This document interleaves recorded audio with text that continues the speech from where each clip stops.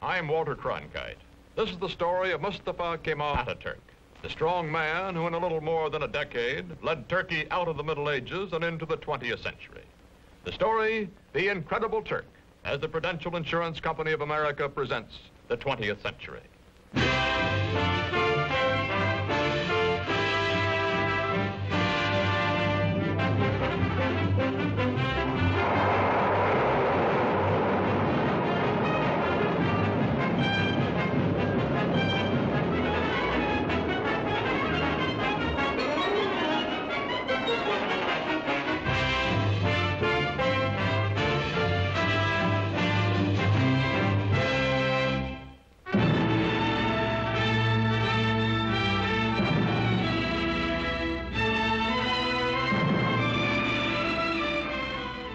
In the Middle East today, chaotic, vulnerable to Soviet expansion, Turkey, modern, powerful, and a rarity in this area, pro-Western, is prepared to defend herself against any aggressor.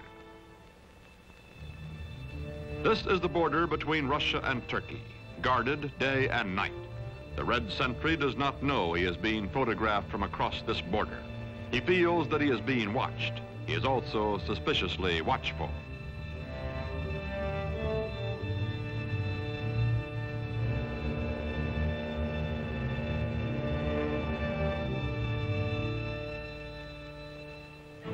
Today, Turkish cavalry defends the broken, desolate terrain at the edge of Asia Minor.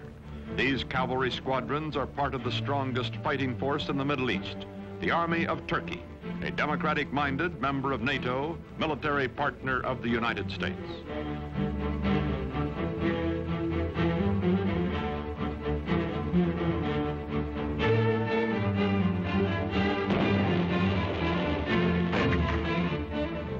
Modern Turkey, strong and stable, was created out of a dying Oriental despotism by one man, unique in history, Mustafa Kemal, called Ataturk, father of the Turks. In a moment, this story, The Incredible Turk. By 1900, the Ottoman Empire, land of many races and religions, has lost her ancient tolerances and her world position, is reduced from medieval splendor to medieval squalor. Ruled by inept autocrats, ruined by foreign wars and exploited by foreigners, the people are sunk in poverty, lost in lethargy, mostly illiterate. The Turkish Empire continues to exist only because the European nations cannot agree among themselves to dismember her.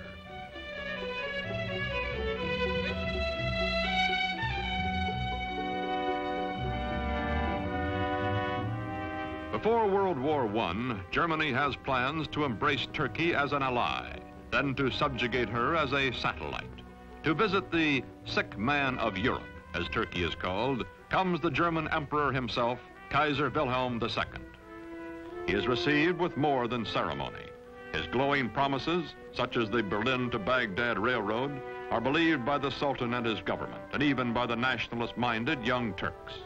When war comes, Turkey will waver between her old friend Britain, allied with her hereditary enemy Russia, and her new friend Germany. On October 29, 1914, Turkey takes into war, on the Kaiser's side, her obsolescent army.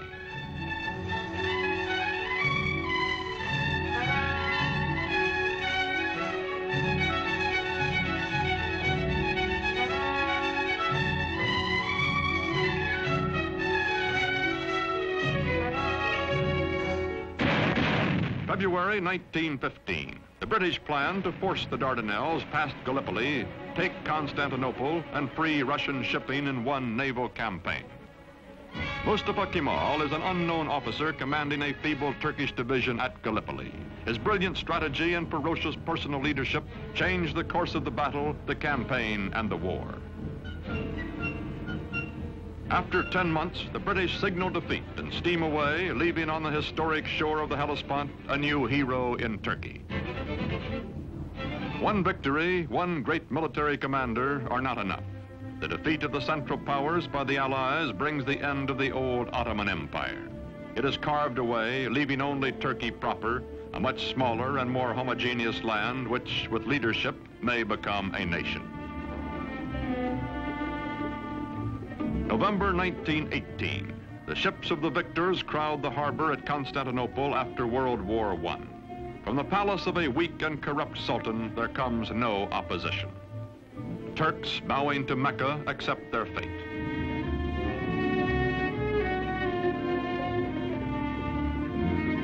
From France and from Great Britain, occupation troops disembark to take over the ancient capital.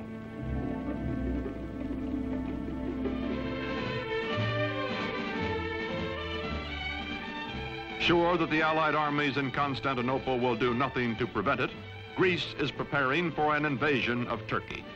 On May 15, 1919, the Greeks land their troops.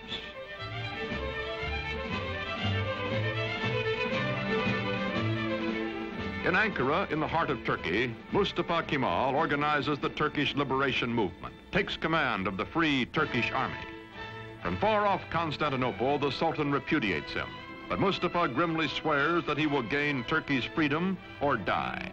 No other general equals this man, and the Turkish soldiers need only to be led to fight. They are traditionally warriors.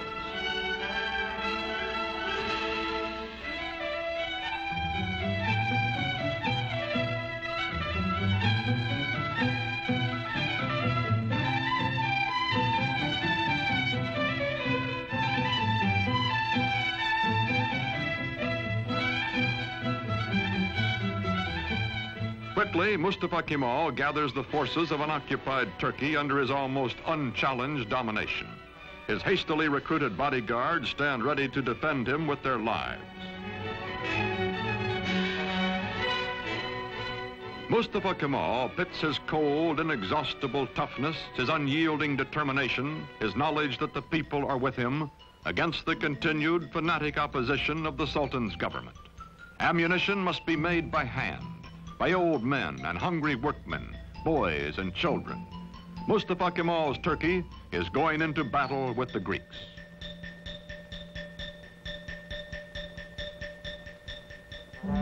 The war with the Greeks lasts 3 years, from 1919 to 1922. The Turkish people know it is a war of extermination, atrocious, no quarter given or asked. Heroically led, the Turks advance against the invaders.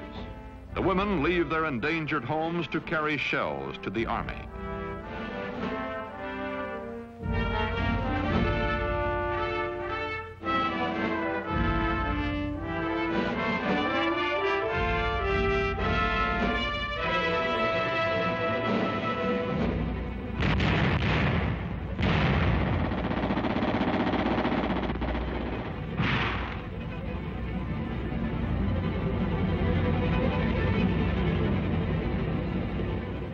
September 1922, the Greeks are driven back to the Aegean Sea. Offshore, Allied rescue ships stand by. Into the seaport of Smyrna, called Izmir by the Turks, pour thousands of Greeks, joined by sympathetic Christian minorities, fleeing before the armies of the man whom the British call the most terrible of all the terrible Turks. From the ships, bread comes to the docks for the desperate refugees. Bread so that they may live another day.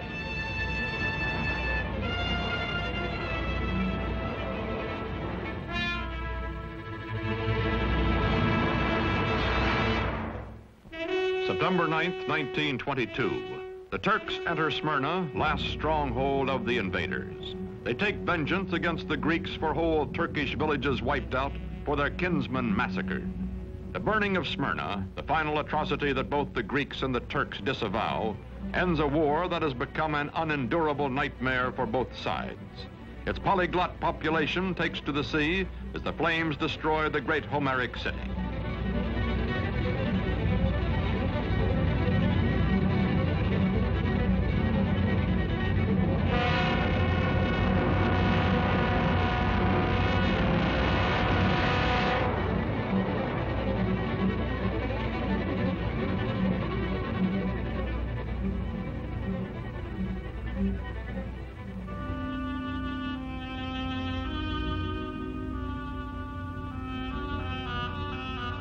Star and crescent fly over liberated Turkey.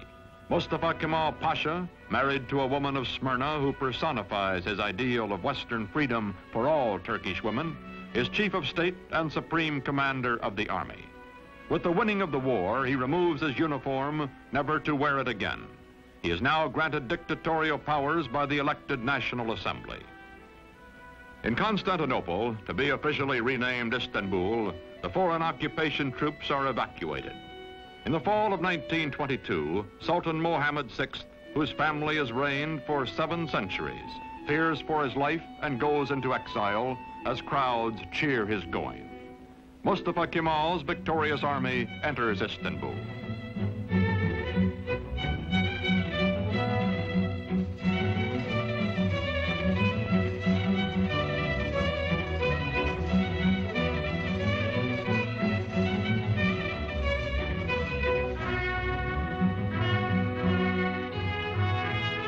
First president of the First Turkish Republic, Mustafa Kemal, during the 1920s, keeps his limitless wartime powers and his command of the army, makes the hard, dry town of Ankara his capital. His fantastic dream is not of empire or conquest, but of creating a democratic Turkey, a new kind of Turk in his lifetime. The Ottoman sultans also had been caliphs, secular and religious rulers. Turkey's new government separates church and state. Instead of Friday, day sacred to Islam, when Muslims everywhere ritually cleanse themselves, the Western Sunday is proclaimed the official day of rest. Although Mustafa Kemal insists on personal religious freedom, it is known that he personally detests the gesture of abasement prescribed for worship when Muslims touch their foreheads to the floor in their brimless headgear.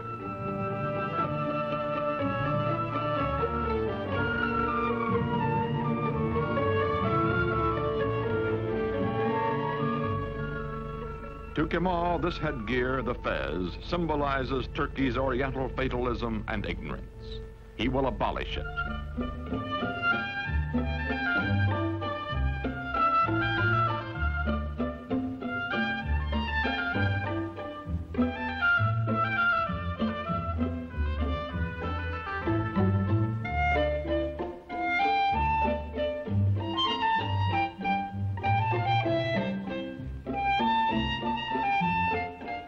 Wearing the fez becomes an act of treason. European hat makers unload in Turkey. But woe betide the foreigner who dares laugh at a Turk in his new hat. More than 90% of Turkey's 13 millions are illiterate. Mustafa, who earned in school his second name, Kemal, meaning excellent, himself takes charge of replacing the difficult, obsolete Arabic script. A new Latin alphabet, a revised and standardized Turkish language are prepared by experts bullied into haste by Kemal.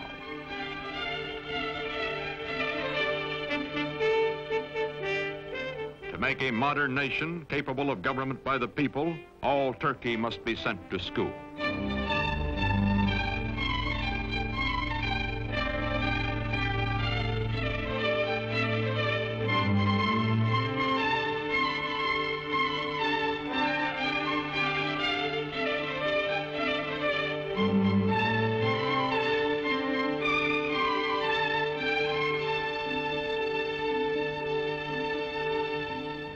Islamic traditions are shattered.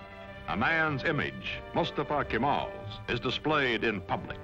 He also orders all Turks to adopt Western-style family names and is himself christened ATATURK, meaning father of the Turks. The faces of Turkish girls and women are hidden, and they live in virtual slavery until ATATURK unveils them by decree. Now divorced from his wife, he takes pleasure in the company of emancipated women and insists that all Turkish women adopt Western clothes, gives them equal rights under the law after abolishing polygamy, and opens to women all the trades and all the professions.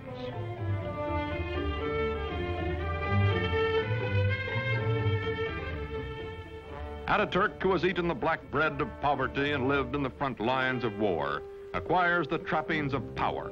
His proud, fiercely disciplined bearing, which annoyed his superior officers years before, does not change now that he acknowledges no superiors. The men around him treat him as emperors and primitive chieftains and modern dictators are treated. Flatter and yes him, seek the smallest of privileges, such as lighting his cigarette.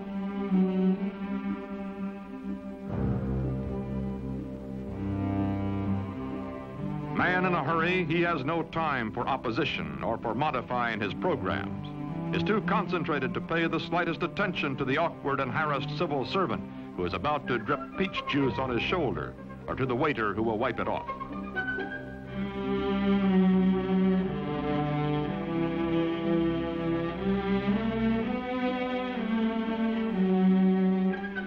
Although gossip is rife of his spare time affairs with women, of private drunken orgies by which Ataturk relieves long periods of relentless labor, this monarch in mufti never loses his public dignity, even at play. He is adored, also respected, also hated and feared and ruthless in dealing with those who oppose him. Now he goes into the countryside, to remote villages, to archaic farms, to rouse the lethargic and primitive peasants. His credo, Turk, be proud, work, be confident.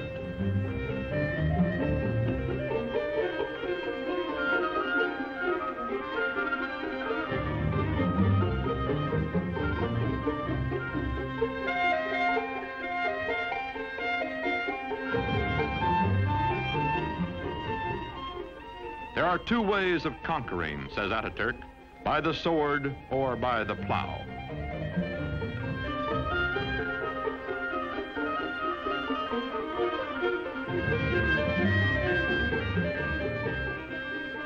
To show his phlegmatic peasants what he wants, he buys land, demonstrates the advantages of tractors. Ataturk, son of a civil servant, military careerist, now all-powerful dictator, becomes a model Sunday farmer.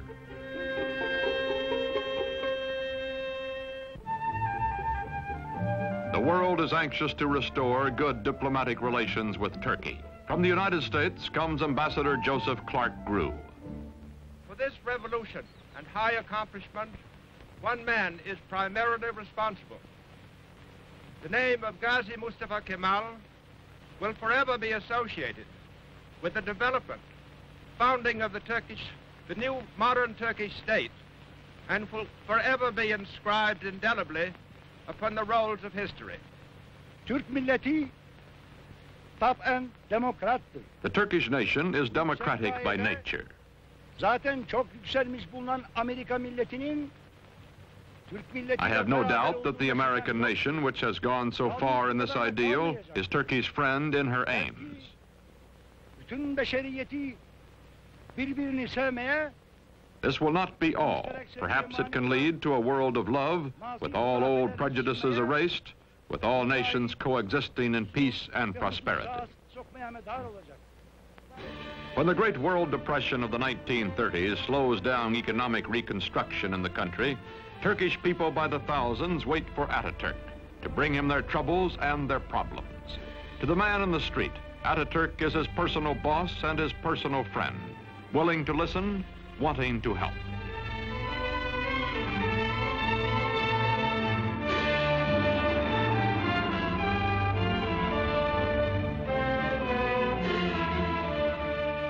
All over the country, Ataturk preaches the ways of the West, scolds and harries workmen to carry out his forcible plan for industrializing the Turkish Republic.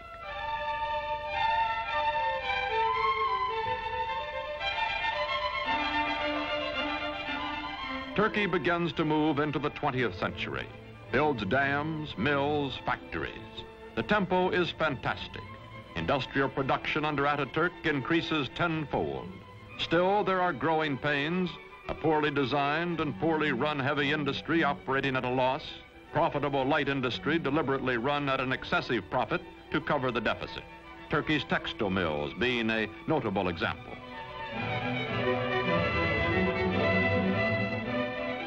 The European nations compete briskly for Turkish trade, for her surpluses, her chrome, and her tobacco, in exchange for the manufactured goods, machinery, and arms she imports. Turkey's foreign relations are excellent, but war is in the offing. Ataturk hopes Turkey can remain neutral, as indeed she will do during most of World War II. But meantime, he must mend his defenses and re-equip his neglected army, a bayonet army from an earlier era of belligerence.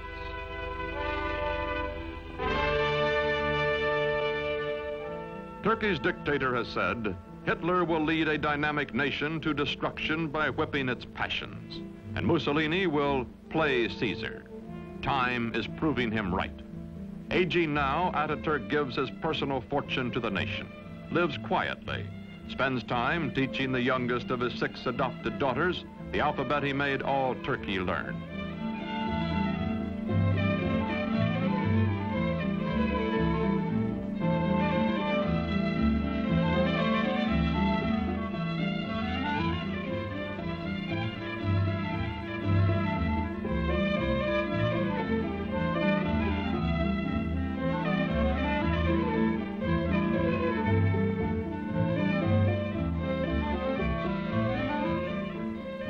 Watching his young nation, Father Ataturk believes in her democratic future and has preserved for her under his autocratic rule the Republican Constitution and the secret ballot which will elect his successors. His severest Western critic grudgingly admits Ataturk is dictator so that Turkey may never again have a dictator. The Shah of Iran is among the neighboring rulers who come to admire Ataturk's prospering progressive nation. The Emir of Transjordan comes. The Arab world is impressed by Turkey, but later when nationalism develops throughout Islam, none of its leaders will have Ataturk's genius or his convictions.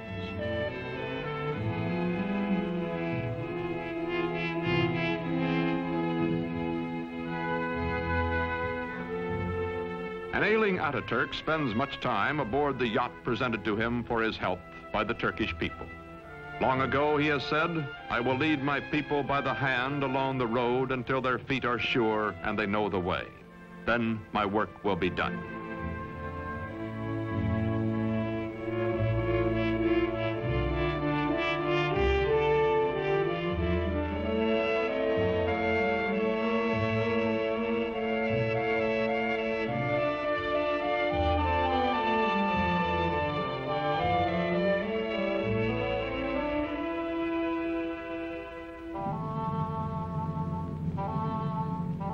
On November 10th, 1938, Ataturk dies at the age of 58. 13 years of his life he spent in active warfare fighting for Turkey. For 15 years, until his death, he was our first president and absolute ruler. His last command is that his successor be one who will follow his course. İsmet İnönü is that man.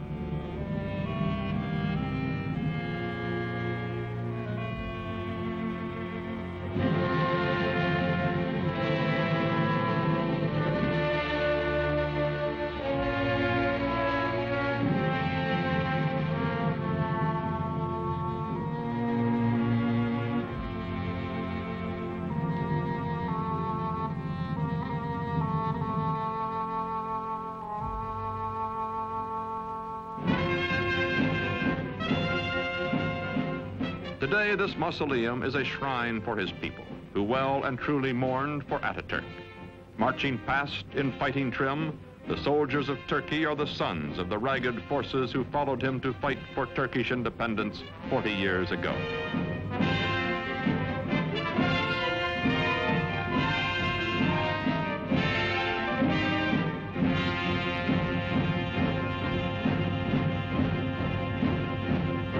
Modern Turkey is a vigorous ally of the West. She welcomes not only foreign products, but the foreign bases and men on her soil to help defend her way of life and her NATO alliance. Not all of her problems have been solved, however.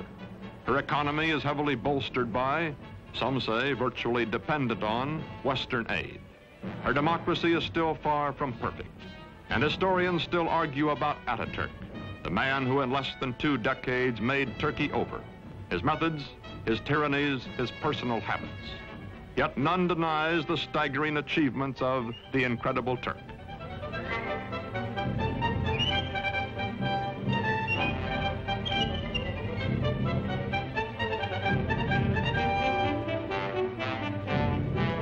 These, our allies, guarding the gates to the east, are the inheritors, the children of Mustafa Kemal ATATURK.